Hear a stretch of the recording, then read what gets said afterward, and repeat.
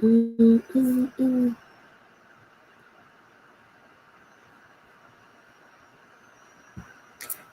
greetings, greetings, good people, and welcome to another edition of 101 Live. I'm your host, Risikat Okedeyi, and today I am excited, as always, about this guest because we go so back. We go way, way, way back. We have all kinds of stories. We know where lots of bodies are buried. There have been many, many moments, and I'm just really excited to bring her in this format because now I get to get in her business, but also I get to, amplify and share my love for this sister. She is Kells to me, but to the world, she is DJ Cleveland Browne. Welcome to the show. Did I bring you out or did I bring you out? I like it. That was nice. I feel like Steve Harvey. Remember in Def Comedy, was it Kings of Comedy? And he was like, does I bring you out or does I bring you out? I was like, yeah. Brings me out. I got to bring you out. Good morning, Kelly Ann. Good morning, Miss Cat. How are you? I am good. I'm good. How are you? All right, I'm good. You wanted to do this, so we gonna do this. Here we are. I can't log off now. You can't log off now. So the question that I start with for everyone is, how are you feeling today? Today, I feel good. I woke up excited to chat with you, and so it was a great way to start my day. Already, the fans are here. Shout out to Elise Perry. Hey, Elise, girl. All right, I'm glad. I know that so this is like full circle in a lot of ways. So this is exciting because you're one of my little sisters, and we have been through so much. Yes. And I am now interviewing you as a guest because of all of your accomplishments. And I'm like, oh my God. Do you remember when I first met you and we were at at Bus Boys and Poets? Yeah. You remember that? And you just put your hand on my back and I started bawling, crying. From then I was attached. We are here. We will forever be attached. But we have come such a long way. Yeah, we have. I was watching, I'm updating the website and I was watching Audio Trip. Mm-hmm. And there's a scene in the reel. So Audio Trip, for those who don't know, it was 11 years ago now. And it was one of the biggest sponsorships I ever had from Smirnoff. And they had asked me to put something together. They had shown me something and I was like, that's cute, but I could do better. And so I took over a club and turned it into airport terminals. And there were 3 levels, 3 different vibes. Rich Medina was there. Wajid was there. Daz IQ, Soul Controllers, Ab performed. DJ Spinner was there. Nia Posey performed. Maymuna performed. Kurt C performed. We had food. It was huge, and it was on a Tuesday night. Hey, Posey, and hey, and there were 1,500 people that had signed up for this event the weekend before the club that we were supposed to be at. I should do a behind the scenes on this because this event was so there was the club that we were supposed to use got shut down because there had been a knife fight. Of course. A knife fight. Shout out to Roddy Rod because he was the graphic designer on the project. And I remember I was like, so we had to find a club maybe 3 or 4 days before the event. And I was like, how am I going to do this? And I was like, gate change. So we updated the promo to be gate change. We're going to be here. So about 650 people showed up. And in the video, there is a clip of you in slow-mo, vibing out. And I remember after that event, you came up to me that night or later. And I'm going to be crying, y'all, on this joint. Because this one, man, listen. Yeah. You came up to me and you were like, how can I help? What do you need help with? How can I be part of da-da-da-da-da? And I think you were working for a merchandise promo company, and you had all these ideas, and we just kicked off and we were Kelly and Kat for a minute. It was a knife fight. Shut up. That's the memory she holds on to, the knife fight. Well, Posey, that's an inside joke. That's why she's being silly. And folks, it's gonna be a family reunion today. So yeah, it's I was watching the video and I was like, wow, because I remember before Kelly was in my life and after Kelly was in my life. And I don't think I really every time I watch the video, Mm-hmm. I was like, oh shucks, she was there that night, because there's a really dope clip of you in the video. And I'll post the video because the video is so fire. And I was like, oh my God, we were so awesome. But yeah, this is special. Yeah, I say all that to say this is special. Yes, it is special. It is special. So you have come through, and your life has taken these amazing turns. And I thought it would be kind of cool to not to get all the way in your business, but to get into your business a little bit, because come on, I mean, we're here because you're free. Well, you didn't give me anything what I couldn't ask, so I'm in your business. Right. So when you look back at your life and you think about where you are now, what are you most proud of? I am most proud of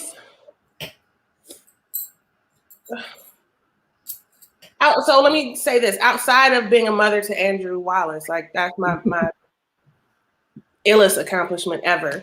Outside of being a mom, I'm most proud of just stepping into my own and like being able to leave Cleveland, not knowing a soul in that area, and to come down and create this path for myself where I was able to tap into this creativity I didn't know that I had. I was able to find this tribe, this family that I've been yearning for so long, because I didn't have that traditional kind of family connection that a lot of people have.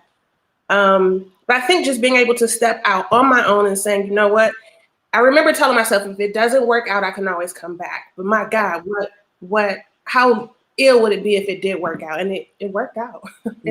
So I think just being able to trust myself enough in spite of all the chaos that I came from, trust myself enough to go out on my own and explore the world. One of the things that we talked about early days was travel. And I was saying to you, yeah, you just need to go and see the world. You just need to be out in the world. And me, you, Evelyn, I think, and was Posey on that trip? I can't remember. No. I think on the trip. We went, yeah, and we went to London, and you got a chance to see London, and you went to Paris because that was a trip you wanted to make on behalf of your mom. Do you remember that? I remember that. I remember sitting under that Eiffel Tower. Evelyn and I, we left London. I don't know. I think like Sil was in Italy. You were like, so I don't know. Everybody was like, let's just disperse in different places. Yeah, we'll be back in a couple days. But Evelyn and I took a train to Paris, and she left me alone. And I remember sitting under that Eiffel Tower. I sat under the Eiffel Tower for 6 hours and cried for 6 hours. Oh, that was my mom was a French teacher, and she had sent me to Spain. She had sent my brother to France in high school, but she lived and breathed all things French, and she never got a chance to make it before she passed away. And so going there was just like she was with me, and so I sat under that Eiffel Tower for 6 hours because that's where she needed to be. Right. And I just lost her a few months prior. So I think it was, I'm so grateful for you to have encouraged me to go. I always wanted to travel, but, you know, I was like, oh yeah, I'll get there one day. Right. But never thought it would be within the year that she passed away to the place that she loved the most. Right. So yeah, that was just, my memory is awful, but I can sit here right now and feel the air and see the people and look up and see like the massive beauty of the Eiffel Tower, and just remember being in that moment and just 6 hours I sat there. It was lovely. Yeah, you came back different. You came back different. And I remember you telling me about that, and that there was another person sitting under the Eiffel Tower crying as well. And I was like, I'm sorry, what? You were like, yeah, there was another girl. She was there. She was crying. We were just crying together. And you had this moment. And I felt like because of everything that had gone through with your mom and the work that you had to do to help her with her transition, that was a full circle moment. And you came back, I think. It felt like you came back settled. Like, okay, I understand what I need to do in this part and like move on. Yeah, I had to leave. I said I had to leave some stuff there. And so I had no choice. I mean, you can't be surrounded by, people who are doing the work and not do the work. And so I had to, and I'm grateful that I had you guys around me to help kind of facilitate that, because it was a rough one for a while. Yeah. And when you lose a parent, and no disrespect to fathers, but there's something about losing a mother that just has a specific, unique sort of pitch to it. I think that it does change you in ways that you can either embrace or reject, but you're changed in a lot of ways. And I remember you got real. There was something very freeing about that moment, because then travel for you was like, let's go. You were like, okay, I'm gonna go here, I'm gonna go there. And I think that was, for me, watching you do that, that was where I started to see, like, okay, there's something here, particularly with music. You were a reluctant DJ, but you've always been a massive music lover. It's funny, because I had a friend set prior to meeting you all that I never quite felt comfortable with. Like, some of them were cool. I still kind of talked to a few here and there. But I remember one of them making fun of me for having the original, like, the big, can I curse, the big ass? Yes, you can. You can curse. And I had, like, all my music on there, and they're like, what's the point of walking around with all your music? Like, it's stupid. And I'm just like, yo, like, this is my music. Like, this is what I hold dear. It was like a joke. I don't know why it was so funny, but I've always just been in tune with music. I didn't know, like, understanding now chord progressions and, phrasing, all that stuff, understanding it now. But as a listener, I didn't know what I was so in touch with, but I just knew that it was touching me in a way that was beyond just, being a fan here and there of a particular artist or whatever. It was just, it meant so much to me. And I held on to this love for it. It's weird. It sat inside of me, and I didn't know what it was. I just knew that it was there. And I was always drawn to what I call different kind of music. Like, growing up in Cleveland, like, I rocked with, like, UGK and 8 Ball and MJV, and I will forever rock with that. And Bone Thugs, don't forget your Bone Thugs. Don't forget any of them. Like, I will do a set for you right now with all their stuff. But like, also hearing some Brazilian jams that I would hear, like, in random stores. I remember I remember writing it down on a Post-it note, and sticking the song in my wallet. I asked the store manager, like, what song is this? I held on to that joint until I moved to DC and was like, yo, there's a whole nother world of music that I didn't know I could explore, but it's always been inside of me. Is that making sense? Absolutely. Come on, who are you talking to? Right. Stop. Well, one of the things that there's so many things. I should stop saying one of the things. One of the many things that I think was really critical as we all started to sort of move, because when I think about that point in time, you came a little bit after when you came, U Street was struggling in terms of, what was happening. So, but you still caught the ends, the moments where, like, we had some amazing moments. So, you didn't miss everything. But I do remember you being really well versed with different DJs and the different perspectives and the music, and you just had this this amazing, very musical taste. And I was like, oh my God, she fits right in. This is fantastic. Because we were kind of outliers in the things that, when you think of, like, Rome, ATK, DJ Stylist and Jamil, like, some of the things that we were doing, Adrian, it was a little bit left of Black center. It wasn't always it wasn't always translating to the masses, as it were. So it was nice to find another person who kind of appreciated what we were trying to do. When did you realize that your passion for music was pulling you into the space of being a DJ? So it's interesting. First off, I used to study Rome when I lived in Cleveland. Like, I would be at my desk at Terminex. I worked at Terminex. Right. I've had a lot of jobs. So I worked at Terminex, but I would be at my desk listening to projectvibe.net. And and I didn't know, I just knew that something was drawing me to some other sound.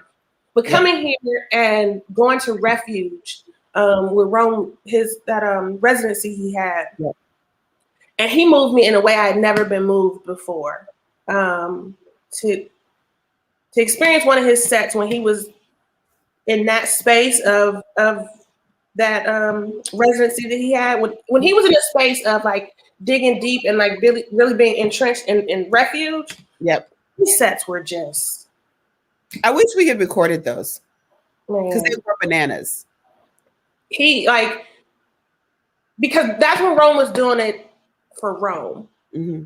And there was nothing else influencing any of his sets, any of his sound. Like he was just in that moment because this is what he loved. And I experienced one of his sets that day, and I'm just like, yo, how do I do this? Somebody show me how do I create this feeling for everybody else? Because if I'm feeling that, everybody needs to feel this.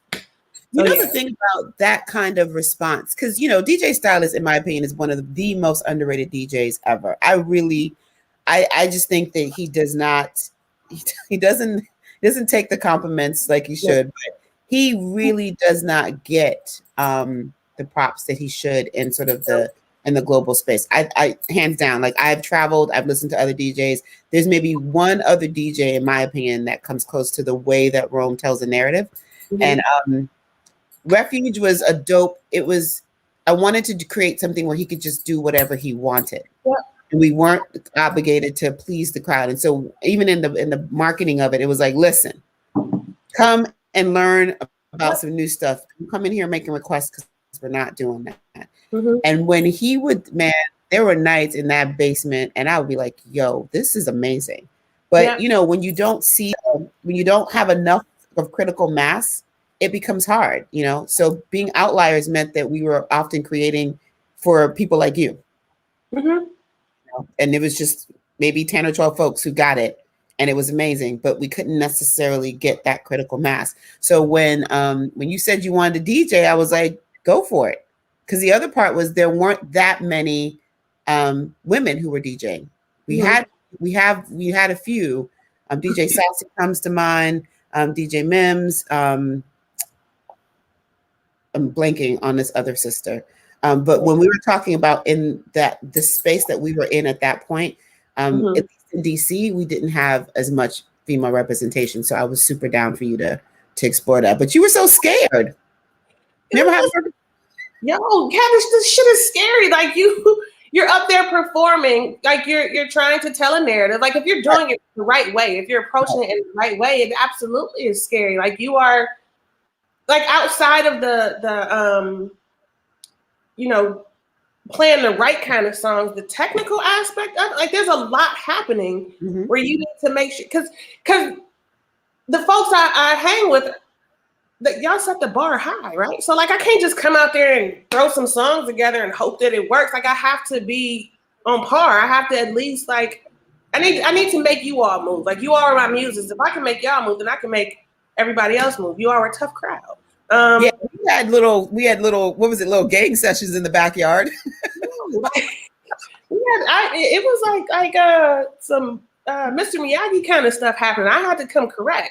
It was fascinating because I used to have these really dope outdoor things, never really backyard. So when Kelly decided she was gonna DJ, all the guys showed up and basically hazed her while she was spinning to like make sure she was on point. They're like, you can't represent us if you don't know how to do these things the right way. And I remember Rome standing this close to you and making like dumb requests. Well, can I get that Britney Spears? Can I get that? How scary that was. And I remember once Eddie came to one of my gigs and I was using my turntables and I was packing up and I asked him, could he help me carry my car? He said, no.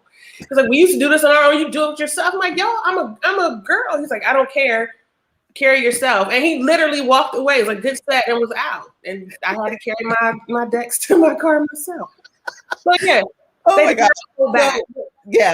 I remember you telling me that. And I think I was tickled because Eddie, out of all the guys, is the most like carries your bags, puts his coat on the floor so you can walk over so you don't get in the puddle. He is the consummate gentleman. So when he was like, nah, man, you in the league now, you got to carry your own stuff. I was like, wow. This is what we do. You wanted this, you got it. Do the work. So sorry, go ahead. No, it was just a lot to, I needed to make sure that I came correct. And so I couldn't take it lightly. I didn't want to take it lightly. Again, to experience the sets that I experienced with the crew, like there's no way that I can come and half-ass it. So I wanted to be able to hold my own. I wanted to be able to, because the thing was with you also booking DJs for events, you weren't going to book me just because I was part of the crew. And I love that about you. So I needed to make sure, like, if I want to be a part of these events on this end of it, I need to make sure that I'm doing what I'm supposed to do. Mm-hmm. So, yeah. And let me tell you, I knew you were up to the task because, at some point, Kelly and I were roommates, or housemates. And so I would listen to the music that she was bumping in her room. So I knew you had I knew you had the chops. And I think the first thing I booked you for was when we used to, when Jamil had to go out of town. I'm forgetting it. The name of the spot that was next to Marvin that was like the Den. Yeah, it was the Den. Was it behind was that behind the line or was it something prior? Behind the line was the name of the party, but the Den, I think, was that what we called the space? I can't remember what it was, but it was behind the line. Mm-hmm. And Jamil had really built up this amazing sort of underground audience of like folks who are really discerning. And I think he went to Spain and he's like, okay, who do you think needs to be part of this lineup as my guest? Someone who shall remain nameless really was pressed to be part of it. And I was like, if you mess this up, this will be the last time that I ever book you. Mm-hmm. Haven't booked him since. But you opened for him and you killed it. Mm-hmm. Like you destroyed it. I was like having a proud sister moment, like, yep, you killed it. Like you had taken it seriously. You were reading. I think, a lot of times I think that I don't think people understand what the art form is in DJing. It's a balance. It's a real tricky balance that a lot of people, it's not about slamming records together. And you did such a great job because the behind the line crew, anybody who is a fan of Jazz Sonic, his fan base is very rabid. Like they don't want to hear nothing. If it's not him, they're not interested. And you're like, who are you? There were nights at Marvin where we would put a guest in and people would be like, no. But you moved people. You got people going. And it was really, really, it wasn't impressive in the way that, because I knew you were going to be great at it. But I was so proud of you that night. Yeah, it was, I was nervous as all hell. Because again, like you said, like he sets a tone and you have to match it. You have to. People expect that, but I knew what to do, and I knew what I like to hear, and I think approaching it that way for that crowd worked. So I did it. I was really scared, but I did it and ended up getting my own residency from that. Mm-hmm. So I followed him. He was on Friday nights.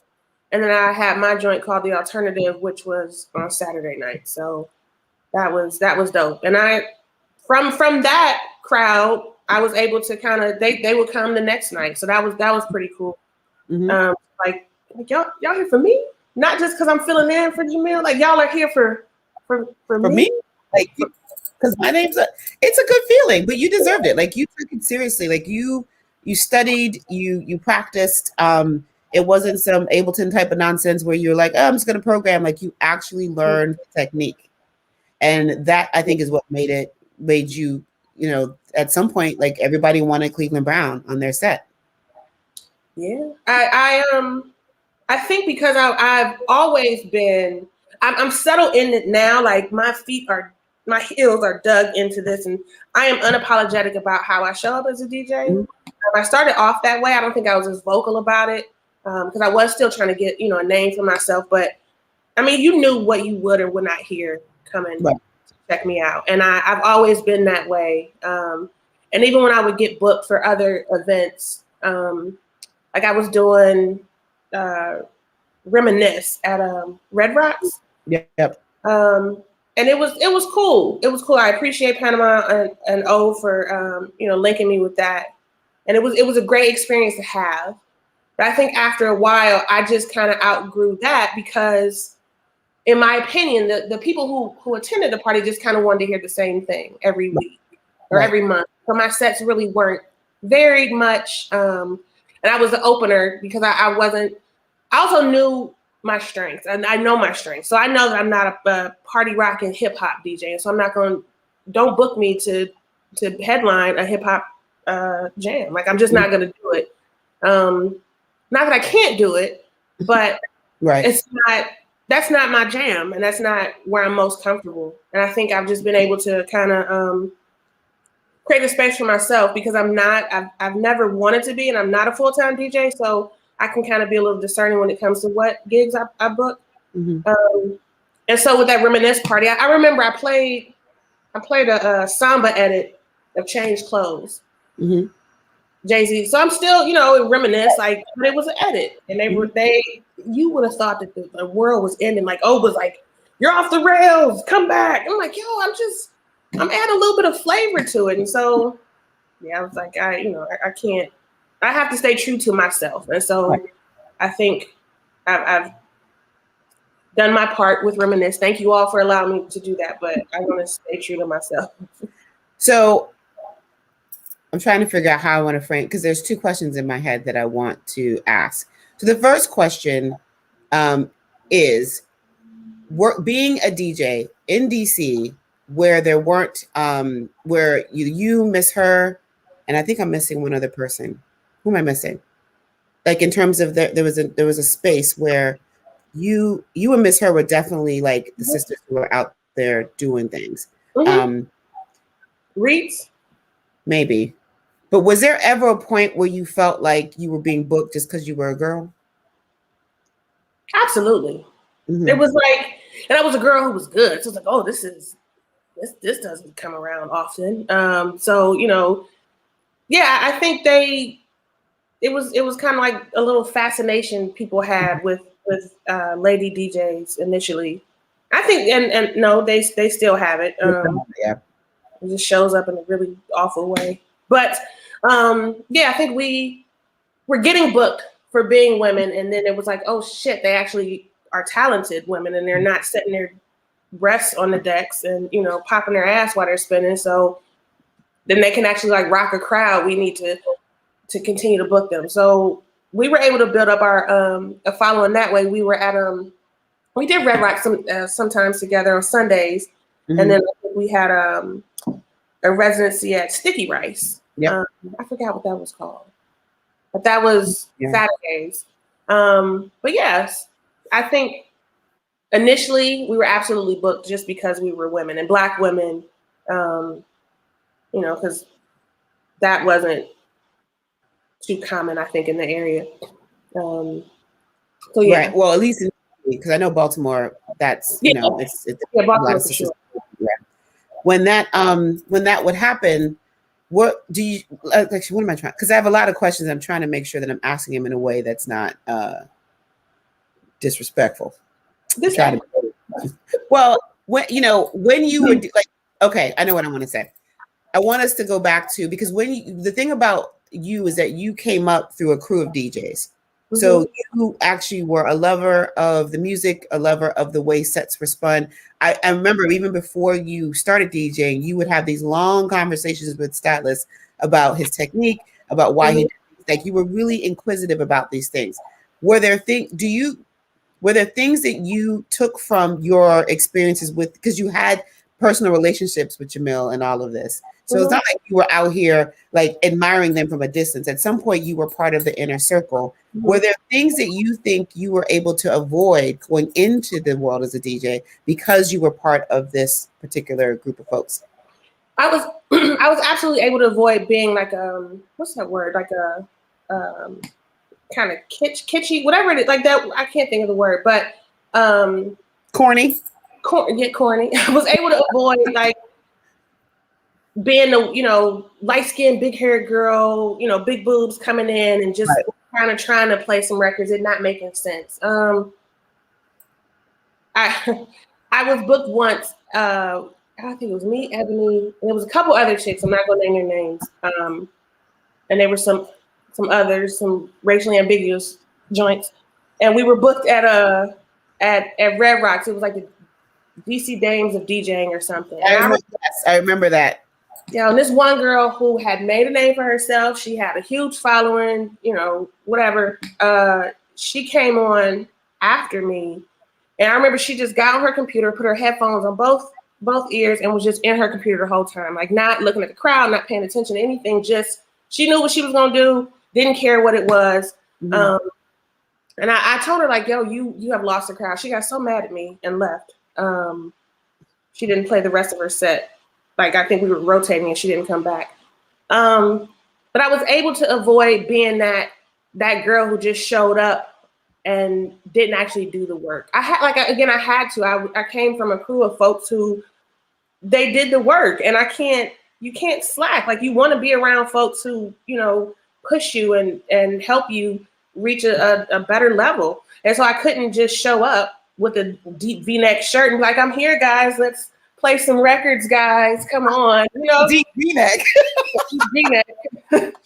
So yeah, I had to, I had to, and so I was not able to be that. I surrounded myself with people who required more of me, and so, and I saw how ill they were, and I wanted to be just as ill, if not more ill. And I knew what it took, and that's not the route I wanted to go. That's not what it was going to take for me to be the DJ that I am now. Shout out to Bobby Rocks. Hey, Bobby. You see? Yeah. Shout out to Bobby Rocks, because Bobby, I think it's fair to say that because of Bobby, I ended up doing a show on his internet radio station. And I didn't know what I was doing when it came to the boards. So I was like, Kellie, you have to come and you have to help. And Kellie would actually curate the mixes. In a lot of ways, I feel like you were DJing before you actually kind of claimed that space. I'm going to say, because I remember once getting a comment saying, can we get this without the talking? I was like, what? I was looking back at my email trying to clear some stuff out. And I remember like, when it first started, I had emailed Fonte, and I was so proud. I was like, look at the playlist I put together. And I had just like typed out all the names of people. He was like, that's great. But I was so proud of myself for having like really curate. I saw even from that, even from the beginning, there was no mixing going on there. I was literally fading in and fading out. Right. But even from that, like I was taking that so serious. I had my little USB. Listen. We were gonna always have some dope tunes, so yes. I took that so seriously. So shout out to you, Bobby Rocks, for giving me that platform, man, because that really helped jumpstart the thought process that goes into, you know, prepping a set. Yep. So it was good, because I'll never get that comment. Hey, Terrell. Hey, Terrell. I remember that I thought that was a good conversation. And when dude was like, yeah, can we get this without all the talking and just the music? I was like, you know what? But it was a good set. I couldn't even be mad. I was like, okay, I love it. So when we think about your life now, I remember I was talking and you were saying you didn't want to be a full-time DJ. Mm-hmm. And, you know, I get the energy of where that comes from. So how do you still maintain your DJ presence? Like, what are you doing? Like, what are you working on? What are you doing? So, I Rona is the bitch, for so many reasons, but there's some folks here in Cleveland that, so I'm here in Cleveland till June. We've been here for a year. And there's some folks here, that I wanted, that we're going to link up and do some parties and stuff. Like, I think, you know, coming home with the name DJ Cleveland Browne kind of is full circle. But unfortunately, Rona has kind of prevented some stuff from happening. There were some parties that we were planning, but the nonprofit that Terrell works with, 12 Literary Arts, they have a few events that I did spend for them a couple months ago, and they have something coming up this month. I don't really gig as much as I used to. Right. I mean, I did Soul in the Horn twice, which was amazing. I wish at that party I've been wanting to spend forever. I wish I could have done it in person, but I was dope enough the first time that Natasha asked me to come back a second, shortly after the first time, which was kind of cool. I'm trying my hand at production right now. It was coming. You said what? It was coming. It was coming. You know what? It was, but it wasn't. Like I will always say, I don't feel like I don't want to produce. Like I'm gonna leave that up to you guys to do it. Mm-hmm. There's enough people out here doing it. I never wanted to, but I heard a song. Terrell played me Donny Hathaway's "The Ghetto," the live version, mm-hmm. and the drums in that joint are just insane. And I was like, "Have anyone done anything with this?" And so we kind of looked it up and found that people have flipped it, but not in a way. Like I wouldn't rock any of the joints that I've heard. So I'm like, right. I need to do something with this. And so I'm working on that. And Terrell has done a great job of he was just my engineer. He's like, okay, what do you want to do here? What do you want to do here? Let's listen to this. But it's not a tall black guy joint at all. It's a Cleveland Browne joint. Mm-hmm. I love the sound of that. Yeah, Yusuf Rumperfield is what he goes by with me with this one, but Yusuf Rumperfield helped engineer just because I don't know the technical parts of like Ableton and whatever else, Logic and stuff, but it's my jam for sure. So I'm working on that. I want to switch some things out, but that's coming. So what makes a joint a Cleveland Browne joint for you? Like, everyone has a signature. What do you think your signature is in the production space, or as you're starting the production space? What are some of the things you think are going to kind of be the things that stick around? So of course, before I start anything like this, I had to kind of talk to my tribe about it. And so I hit up Applejack and I hit up Charisma. And I was telling them about it, and they both said the exact same thing. And so did Tall Black Guy. They were just like, use parts in the song and the edit that you're creating. Like, make something that you would want to hear. If this part of the song speaks to you, put it in there. But just make the joint for you.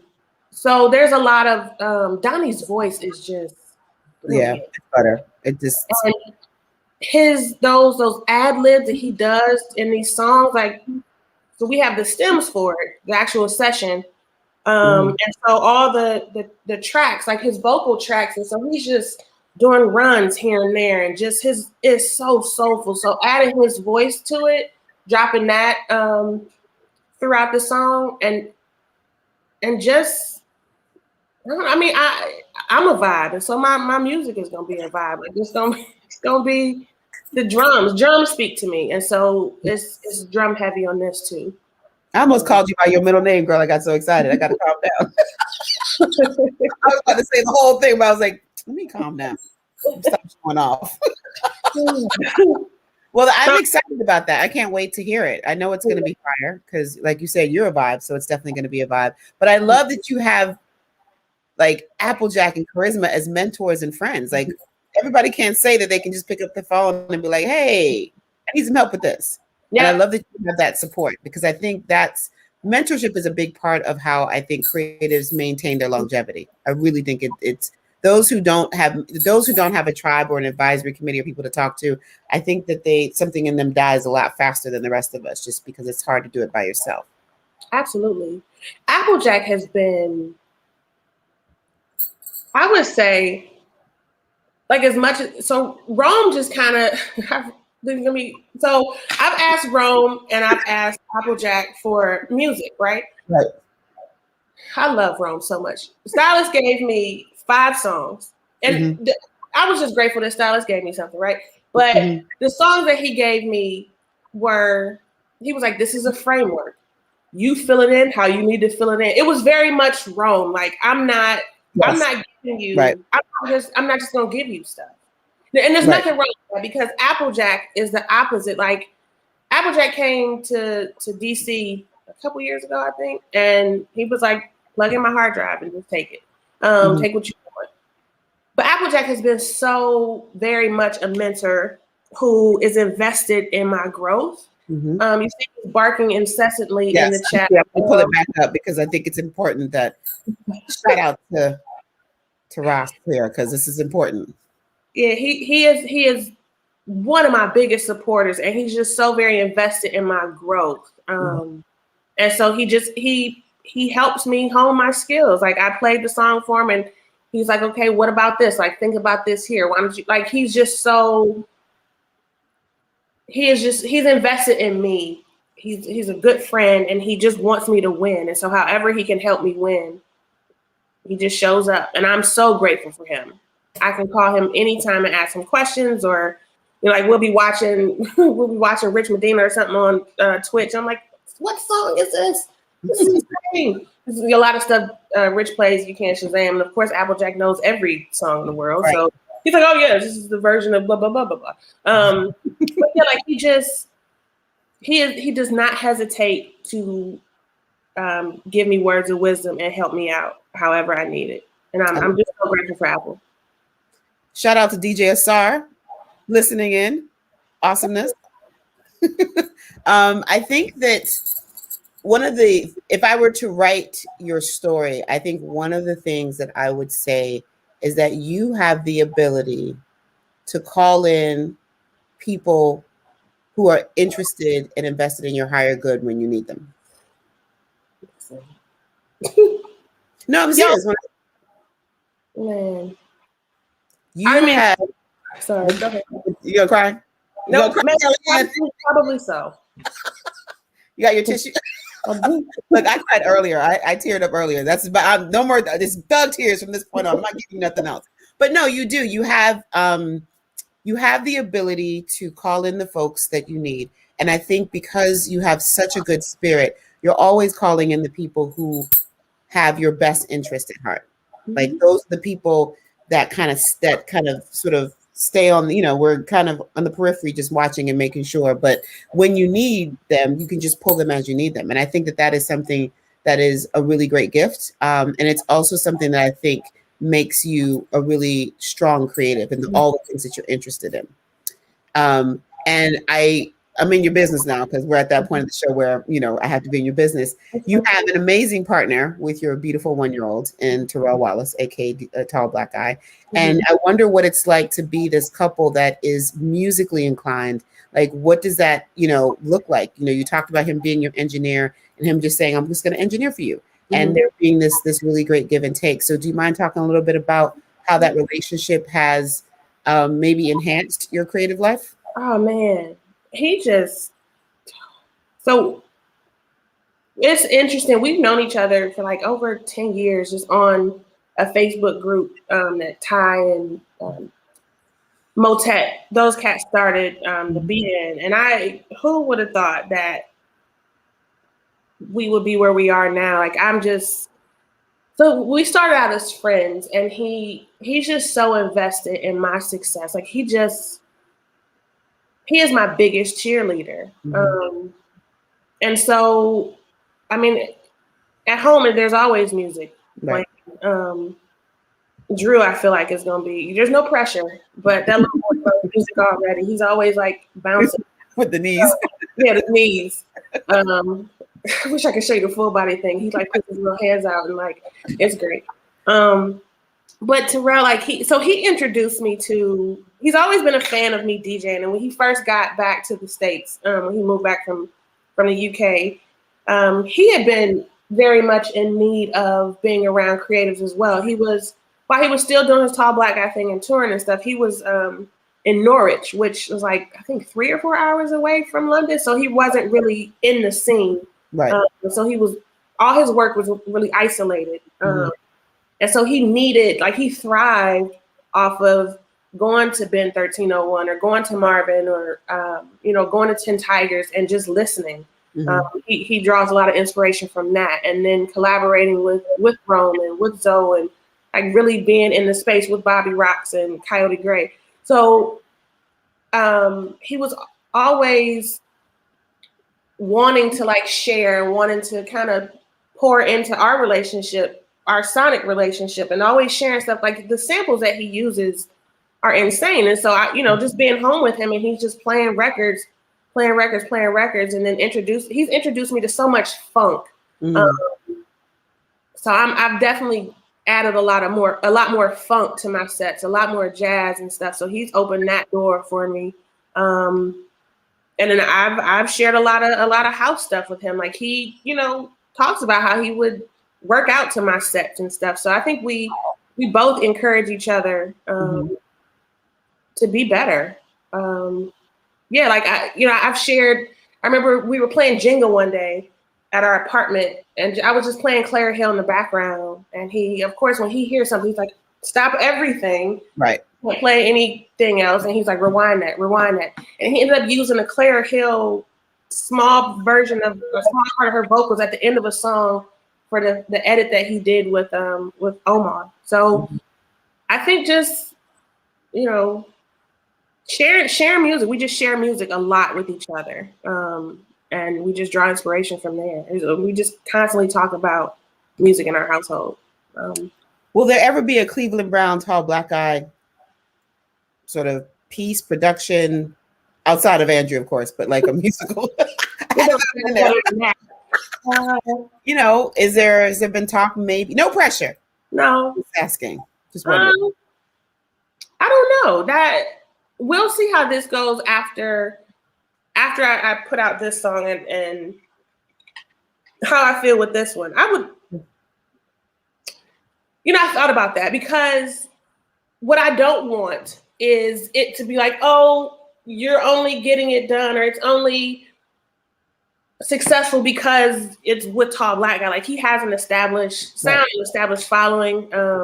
And I want to do it outside of him. I want to create outside of him. I don't want to be Tall Black Guy and Cleveland. Like, I don't want to ride his coattails of that. Like, I just want to be my own person with my production. Maybe, but I feel like I would have to, it's going to take a minute, I think, for us to do something together, just because I don't want to ride off of his success. I want to be able to, the same way with the DJ and stuff, if I'm going to come with it, I want to know the program. I want to know how to, make these small changes and stuff. I don't want it to be solely him and me kind of giving my input. I want to be able to present just the way he does. Right. So I would love to, but it would take some time for sure. Okay. No pressure.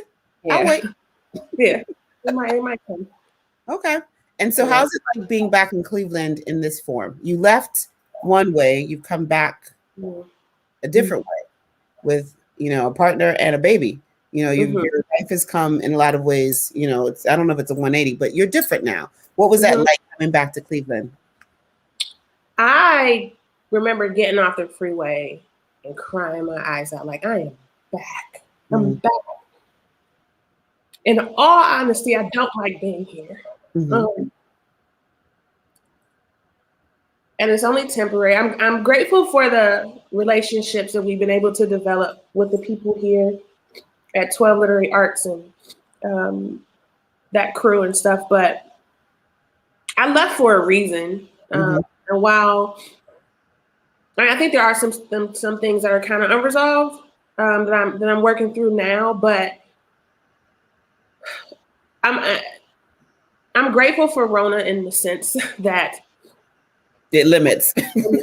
It limits because there were some people here that no, this is not to say that all the people here, Right. No, you don't. Yeah. I mean, I think it goes without saying. Yeah. Yeah. But, there's some folks here like, oh, man, you're back and we're going to have to, get together. And it's just like, man, no, I don't want to. And so I'm in my little space on 105 in our little silo, and I'm cooling where I am. Okay. Yeah. I didn't mean to make you cry on that one. I just want. It's okay. I mean, it was just a lot of shit that happened here, and it wasn't good. And like right now, my grandma is really sick, and the last time I spent an extended amount of time here was taking care of my mother who was dying, and so that to be back and doing the same thing. It's just a lot. It's a lot. I am grateful for tour. I'm grateful for Andrew. I'm grateful that I have this little family that I'm taking care of first. Well, you have an amazing little family. I'm so excited. Andrew is a joy. Yeah. I'm glad I got a chance to hang out with him before you guys left. He was looking at me and I was looking at him like, it's like, you're awesome. You were just awesome.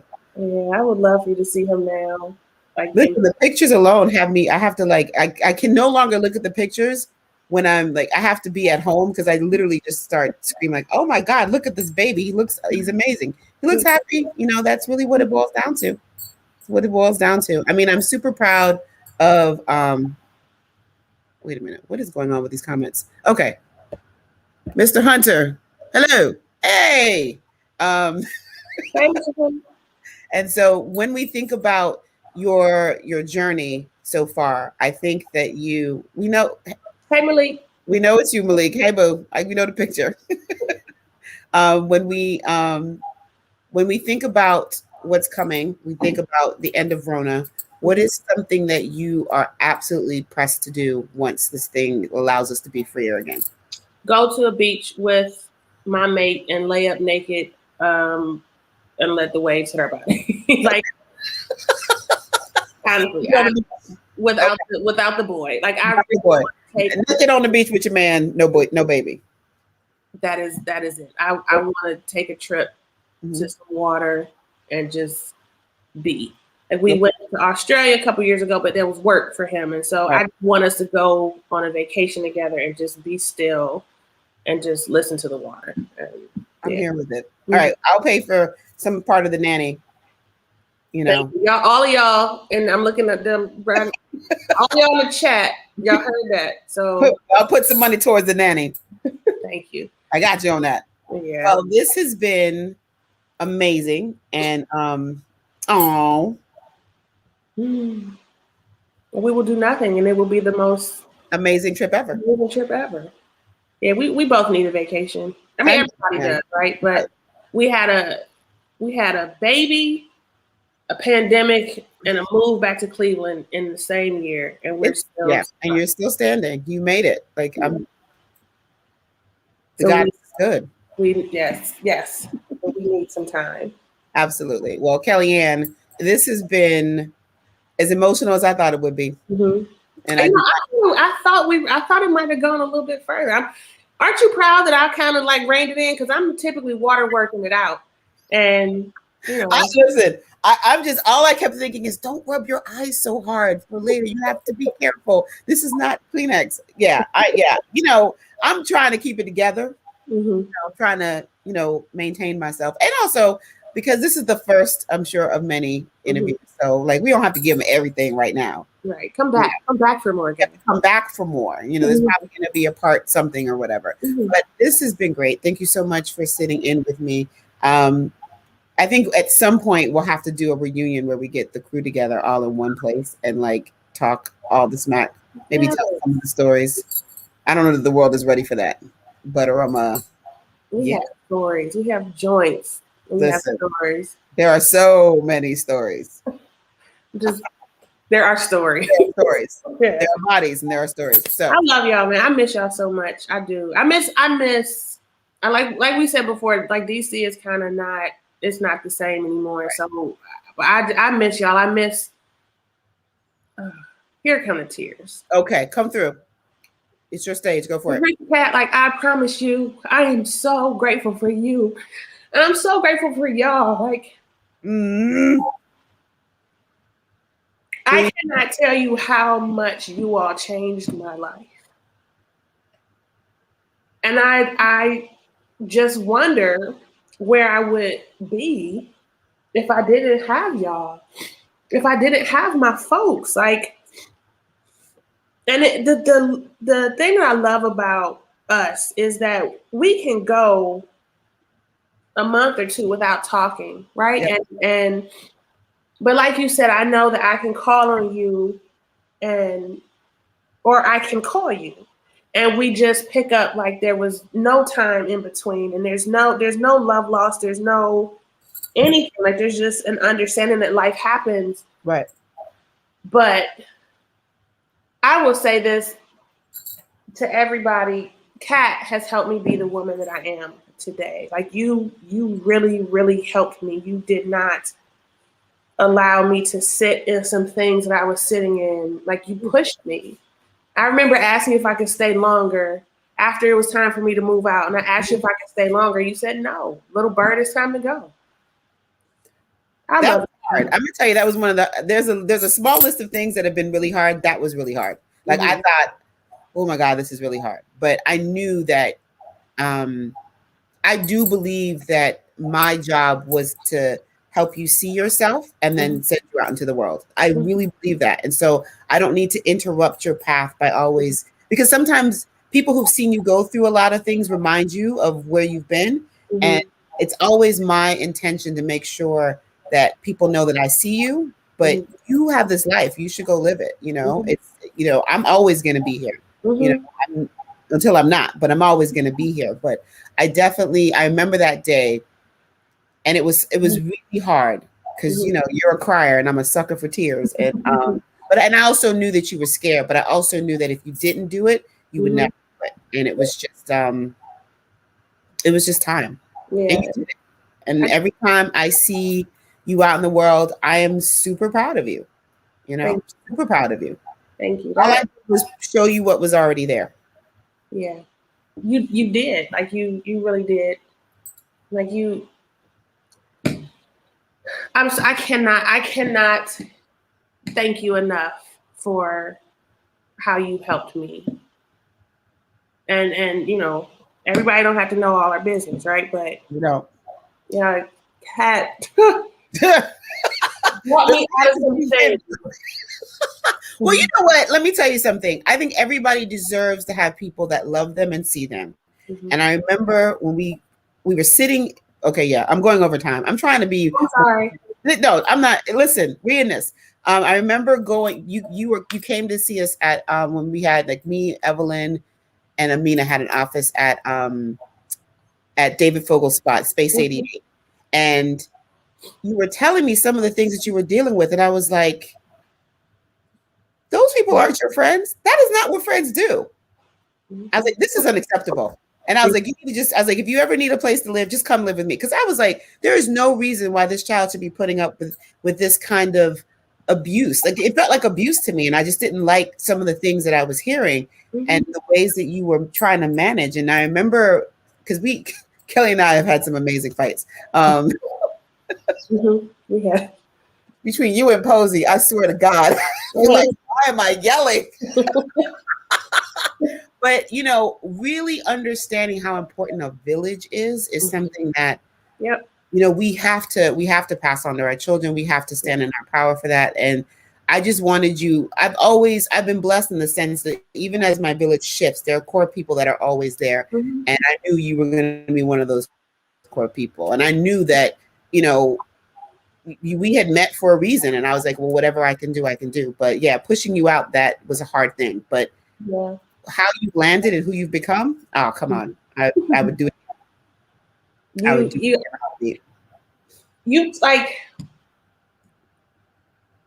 You really helped me see my worth and like demand that people treat me with respect and demand that people show up in a certain way. And if you cannot rock with the way that I need you to show up as a friend to me, then you gotta go. And I've just been really firm in that. Like, when you all called me to the carpet on some stuff, like really called me to the carpet, and that was some embarrassing shit. But you all called me to the carpet and made me sit in it. And from that point on, I'm like, I don't ever want to surround myself with people who wouldn't do this again for me. Right. And so even now that my tribe has kind of opened up a bit more and expanded a little bit, like, if we can't call each other out for some BS that we're doing and really like say, like, get it together. What are you doing? I don't want to be surrounded by that. And I think everybody needs that in their life. You have just, you and Amina and Evelyn, like, y'all, Rome, I love y'all. And so now, you know, with my other relationships that I've developed, it's just something that has to happen. And I'm grateful for you is just, that's an understatement. It really, really is. I'm grateful for you. I mean, I don't know. I'm probably never going to like have children of my own. Not to say that you were my daughter, but that I can, you know, that feeling of knowing when it's time to tell someone you need to go. Yeah. I've had to do that several times in my life with my good girlfriends where it's like, okay, I've housed you, I've given you space. It's just time. It's time for you to go out here and take this energy and go do it. It's hard. It's a hard thing to do. It wasn't easy. I know people think that I'm like, robot or whatever. But I don't care about everybody.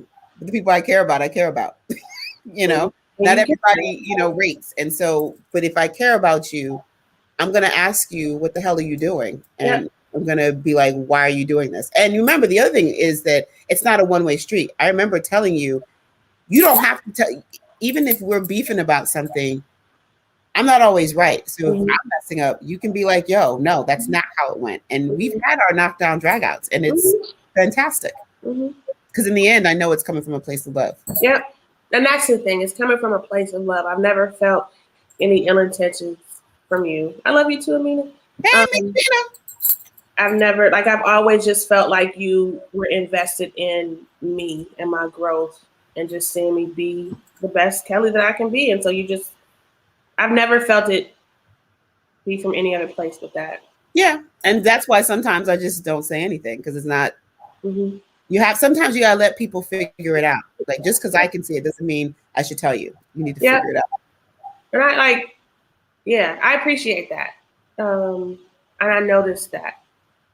I don't even want to bring a certain instance up, but in the friendship that I appreciate you just letting me figure things out. Yeah. And so that's what we do. We take care of each other in that way. We show up. We hold each other accountable. And if we're lucky, we get one or two people in our lives that can do that. And I can say that this village is freaking amazeballs. Like, even with Amina, like, has sat me down many a time, and she was like, Missy, what are you doing? What are you doing? What are you doing? And you need those people. Shout out to Elise as well. Like, there's an amazing crew of Black women who are just doing it. Yeah. Yeah. It don't be comfortable at all. I mean, but you had to let people do it. Like, I don't know. I feel like that's something that we have to get better at. Like, we don't have to interrupt somebody's journey. Like, we know this is not a good idea. Like, I'm not going to let you cut yourself, but if you have to get a scraped knee, I got back, team. I got some herbs. Yeah. I appreciate that about you. So thank you. Thank you, Amina. Thank you all. Like, I love y'all. I really, really do. And Posey, even if she's here, I kind of love you too, girl. Yeah. Oh my God. You love. Who doesn't love Nia Posey? Come on. I love her so much. I miss that girl. I miss her. I've been trying to get her on the show, but she's being all shy and shit. Popcorn. Okay, you know what? We are the Black people who said we were going to go 15 minutes ago. All right, so we're going to go. Love you. I love you too. This is just the beginning of what I think is going to turn into yet another series, because now I think there's a conversation around friendships that could really, that with what I've learned, with what you've learned, like, there's a lot of us here where we could actually dissect some of these things that we've been through. And I think it would be helpful. So, my head is always spinning, but thank you. I love you so much. Love you, Terrell and Andrew. I miss you both, and I miss the baby, and I can't wait. I think someday soon we'll all be able to, Amina, no, we cannot get on a Zoom call now. We'll do this, but this is an idea. Tuck it away, because I think there's something there. I know very soon we'll all be able to be together. I'm actually working on something. Okay. If I can pull it off, is worth driving down for. I'm there. Is it worth leaving the baby? No, I can't leave him. Well, no, we got aunties though. There's lots of people we can, the baby got people. He got special spaces he can hang out in. So if I can pull this off, it'll be an outside situation where you can drive down and it can be safe, but it can really kind of bring us all together. And one cool kids swoop, huh? We're there. Just okay. We are there. Okay. All right. Hopefully I can announce it soon. Thank you so much. I love you. I love everyone who tuned in. Mwah. Thank you all for tuning in. I love y'all. I need y'all to subscribe to my page. I only got 40 subscribers up in this piece. I got more friends than that. I'm always looking for guests. So if you want to, tell me your business in this format, I would love to have you come on the show, just, and this way, I think I'm just documenting people's business, but we just, at some point, this will be worth something. Until next week, we're going to have Julia Mallory on next week. So please join us. We're going to be talking about grief. So there will probably be I hope I don't Emotions are, we're going to, but I want to talk to her. And I think this will be a good show. So if you want to stick around 10 a.m. next Sunday to talk about grief, listen to Julia Mallory. She's an amazing writer and speaker. And so we're going to be getting into that. Until then, we are out because this culture, of course, is not going to make itself. We'll see you next week. Take care. Love you, Kat. Bye. Love you too. Bye.